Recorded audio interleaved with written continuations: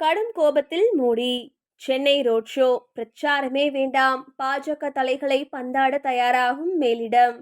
பிரதமர் நரேந்திர மோடி 2 நாள் பயணமாக நாளை தமிழகம் வருகை தரவுள்ளார். தமிழக சட்டசபை தேர்தலையொட்டி அதிமுக கூட்டணியில் பாஜக உள்ளது.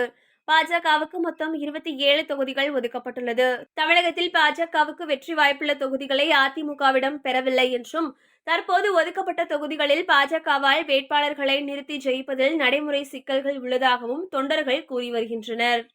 இதற்கிடையேதான் பிரதமர் மோடி 2 நாள் சுற்றுப்பயணமாக நாளை சென்னை வரவுள்ளார். ஏப்ரல் 3ஆம் தேதியான நாளை மதியம் பிரதமர் மோடி விமானத்தில் சென்னை வருகிறார். அதன் பிறகு அங்கிருந்து புதுச்சேரிக்கு ஹெலிகாப்டரில் செல்கிறார்.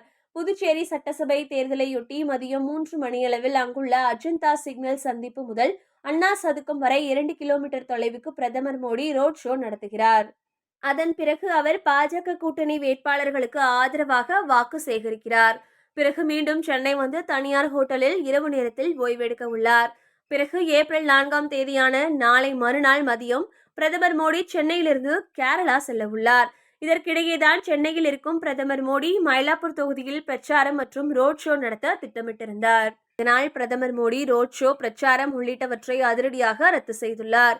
மாறாக ஏப்ரல் 4ஆம் தேதியான சனிக்கிழமை பிரதமர் மோடி தேர்தல் பணி தொடர்பாக மட்டும் தமிழக பாஜக தலைவர்களுடன் ஆலோசனை நடத்த உள்ளதாக தகவல்கள் வெளியாகியுள்ளன. மேலும் தற்போதைய சட்டசபை தேர்தல் வேட்பாளர் தேர்வில் ஏற்பட்டுள்ள குழப்பத்தால் பிரதமர் மோடி தமிழக பாஜக தலைவர்கள் மீது கடும் அப்செட்டில் உள்ளார். இதனால் தேர்தல் முடிவடைந்த பிறகு தமிழக பாஜகவில் அதிரடியான மாற்றங்கள் செய்யப்பட வாய்ப்புள்ளதாக தகவல்கள் வெளியாகியுள்ளன.